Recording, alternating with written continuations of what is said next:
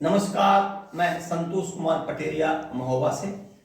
हमारे साथ हैं या कहें कि मैं उनके साथ हूं डॉक्टर देवकीनंदन गौतम जी, अवकाश प्राप्त पुलिस महानिदेशक बिहार और जनपद महोबा के श्रीनगर के समीप ग्राम बिररही के आप निवासी हैं। उन्हीं के आवास पर हम बैठे हैं। आपने पहले भाग यदि देखा होगा तो उसमें सुना होगा कि आदरणीय गौतम जी ने अपने जो पुलिस सेवा है उसका आरंभ और अंत बताया और उससे जुड़े हुए कुछ पटना के जो प्रशासन है, जो वहाँ के लोग हैं, जैसे अपराधी हैं, उन सब पर एक संक्षिप्त चर्चा की थी। अब इस दूसरे भाग में हम उनके लेखन पर चर्चा करेंगे। उन्होंने 22 किताबें लिखी हैं और 22 किताबों के बाद शायद 23वीं हो सकती है ये जो अग्निपथ से न्याय पथ जो पुस्तक लिखी है।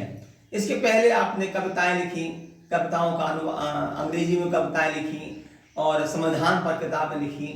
तो इतना सारा विस्तृत, वास्तव में कहते हैं कि पुलिस वालों को तो फुर्सत रहती ही नहीं है, लेकिन पुलिस में रहते हुए और अपने अध्ययन क्षेत्र को बढ़ाते हुए हमने भी सुना है कि आपका पटना में स्थित आवास में काफ़ी बड़ा पुस्तकालय है।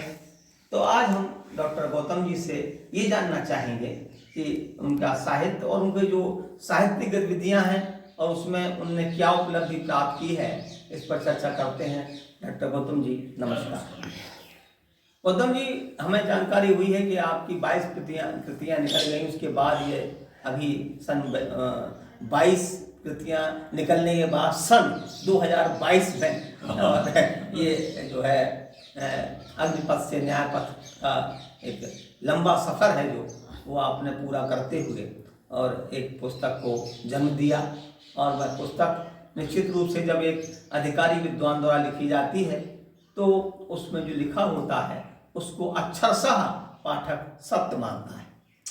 हम जानना चाहते हैं कि आपकी जो पहली पुस्तक थी उसका क्या नाम था और वह किस सन में निकली थी और उसका कलेवर यानी कितने पृष्ठ की रही हो? मेरी पहली पुस्तक थी what is wrong with Indian police. हाँ जी।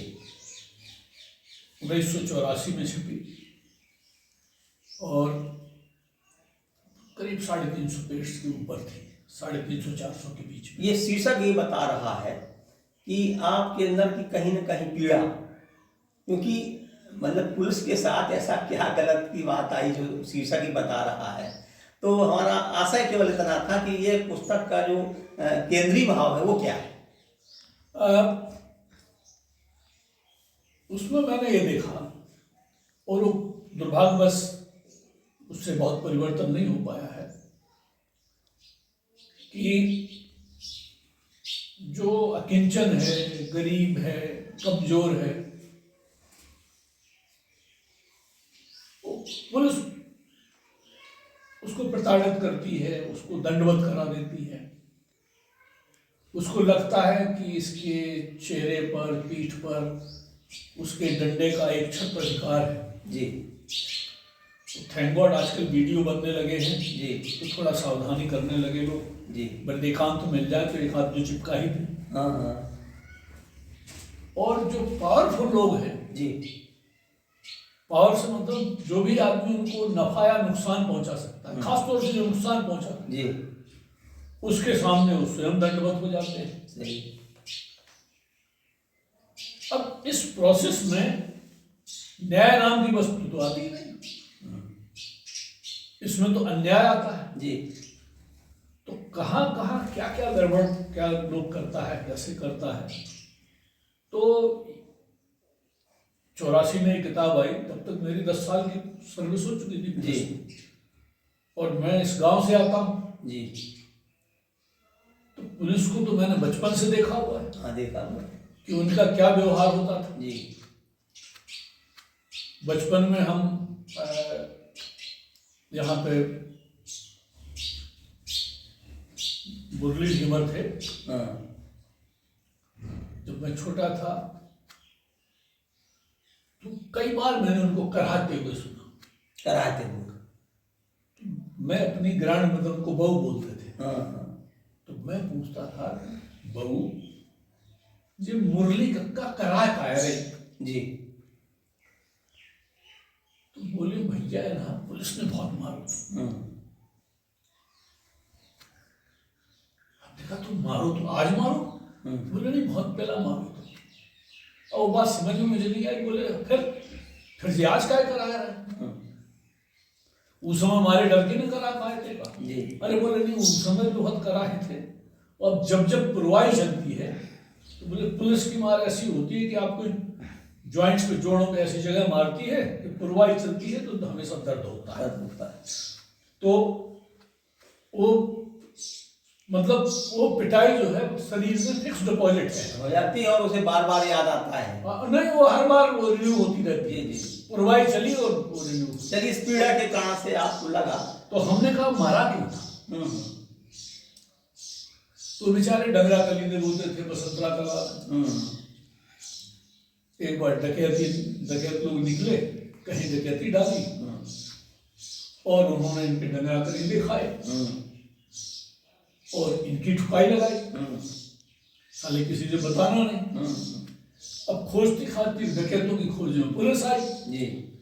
तो डकैतों के बाद पुलिस ने इनके डगरा कलीदे खाए, उनने न ठोको। तो ये बचपन की जो मैंने सुना, अब मैं कंफ्यूज हो गया कि यार डकैत और पुलिस में मैं अंतर कैसे करूं? अंतर कैसे करूं? मुरली ढीमा के साथ जो डकैतों ने किया था वही पुलिस वालों ने कर दिया। तो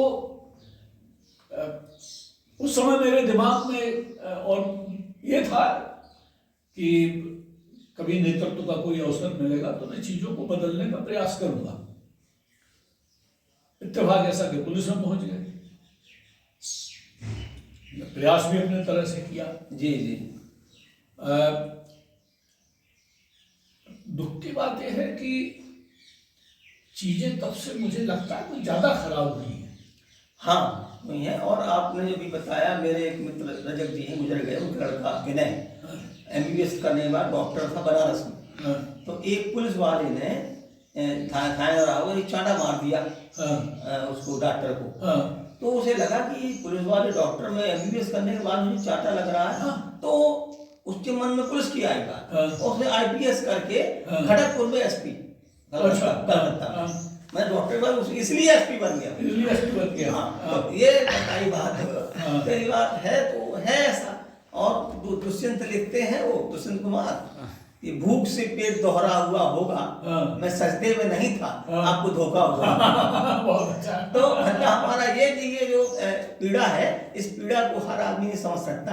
आपने समझा, और इस पीड़ा के कारण कविता लिखना कब से शुरू किया आपने? कविता मैं लिखता रहता था। फिर संग्रह लायक कविता, मेरी पहला संग्रह 91 में आया। अच्छा, किस नाम से? उसका नाम है जिंदगी। उसकी कोई कविता याद हो, सुनाइएगा। उसकी ना हो, किसी अन्य संग्रह की? हाँ, उसकी तो उसकी 2 किताबों का मैं 2 कविताओं का तो संक्षेप बता देता। हाँ जी। और एक संग्रह की दूसरी बता देता। हाँ। कि उसमें पहली थी, एक बार कुछ लोगों ने, खासतौर से हमको लगता है लेफ्ट वाले रहे होंगे, उन्होंने असेंबली के घेराव की घोषणा की। वामपंथियों ने? वामपंथी। और वामपंथी लोग जो आते हैं तो उसमें तो गरीब दलित सब अपना शत्रु बांध के आते हैं। तो उसमें कोई पहले तो पेमेंट पे ऐसे नहीं था, वो अपने आते थे जी। तो जगह जगह पुलिस लगी, चेकिंग हो रही थी। तो उसमें उसी पे मैंने कविता लिखी जी कि भाई ये चेकिंग हो रही है। तो उसमें मैंने कहा कि मतलब उस आदमी की तुलना जो गरीब आदमी की थी, जो भूखा आदमी है, तो उनका कि नहीं ये भूखा नहीं है, परमाणु की भट्टी है। और ये जो सत्तू बांध के लेके चल रहा है किसी एटम बम से कम नहीं है जी, ऐसे कुछ था। और उसी में एक कविता थी, मेरे घर के पास चौराहे पे एक पिल्ला क्रश हो गया था। अच्छा, एक्सीडेंट। अब गाड़ियां आ जा रही थी, तो उसकी जो माँ थी कुतिया, बार बार दौड़ के आती थी, यहाँ होती बैठती और कोई गाड़ी निकलती तो फिर भाग जाती थी। उसकी वेदना मुझे बहुत चुभी कि देखो शहर की हालत है कि उसका बच्चा क्रश हो गया है और शोक भी नहीं मना सकती ठीक से।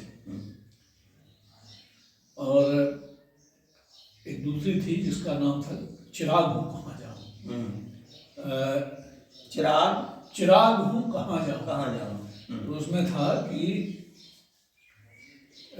बात सच है दुनिया में हैवानों की, दुनिया तो एक ही है,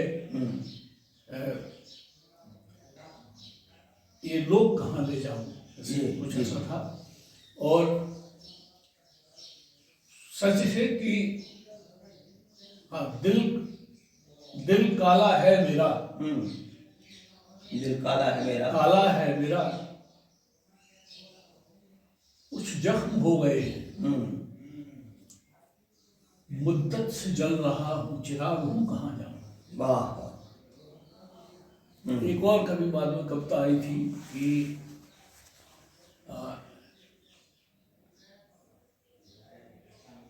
आदमी हूँ आसमां सिर पे उठाना चाहता हूँ, आदमी हूँ आसमां सिर पर उठाना चाहता हूँ, पैर धरती पर मगर जमकर जमाना चाहता हूँ।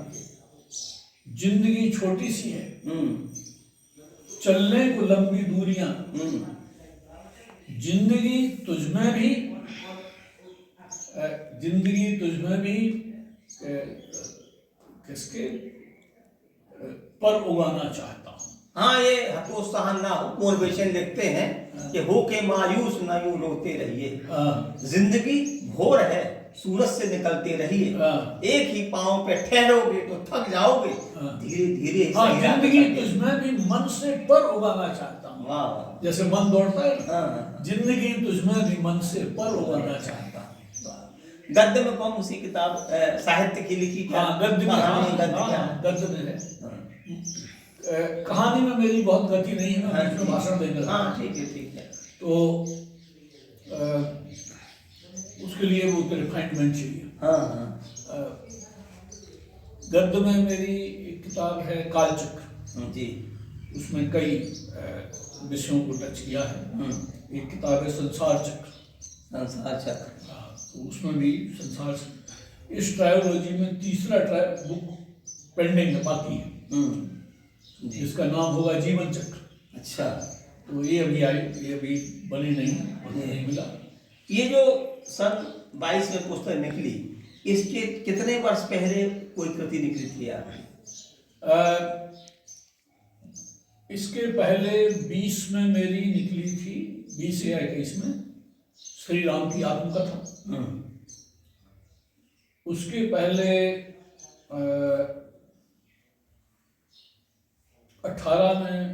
17 या 18 में निकली 2 किताबें जी, कृष्ण कहें गीता सार, अर्जुन का द्वंद्व जी।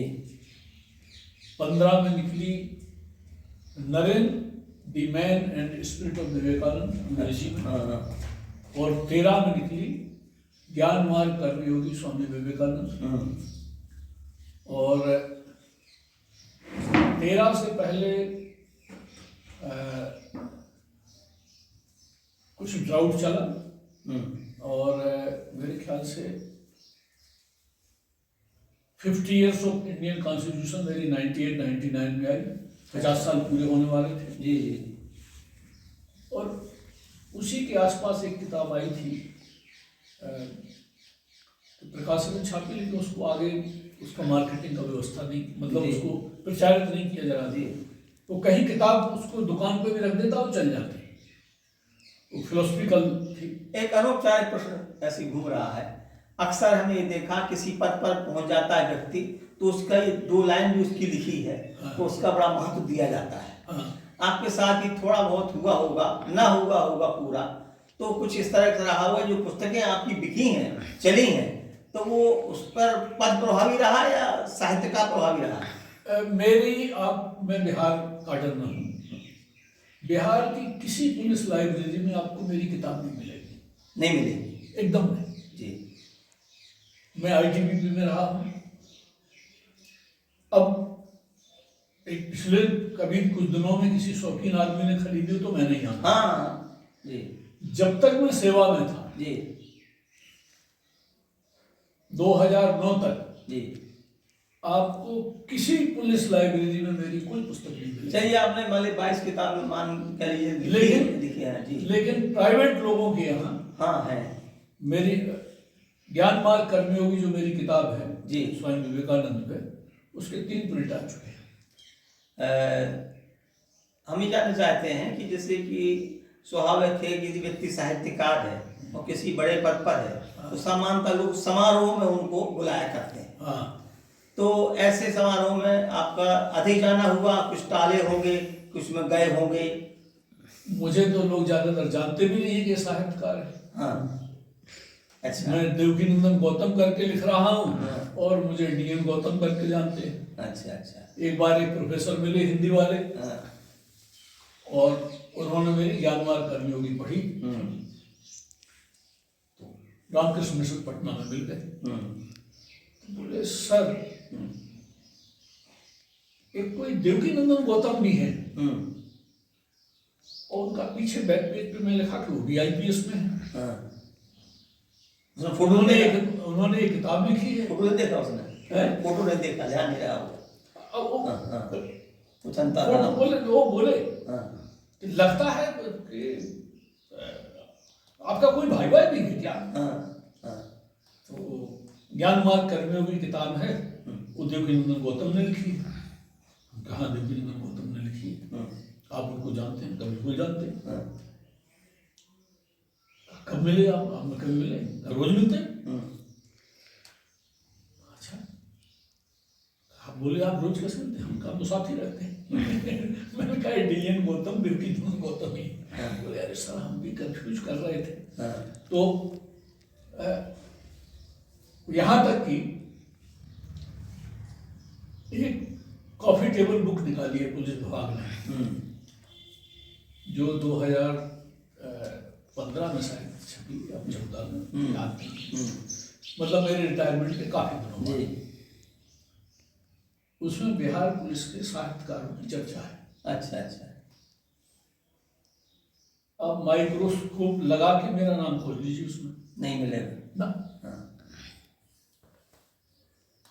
मेरी सिर्फ 2 पुस्तकें हमारे प्रकाशन संस्थान वाले हरिश्चंद्र शर्मा, उन्होंने पुस्तक मेला में रिलीज कराई थी। हाँ। उन्होंने स्वयं इंटरेस्ट लिया। अच्छा, आप कुछ अपने परिवार में बताइए, कितने बच्चे या कितने भाई? 4 बच्चे हैं जी।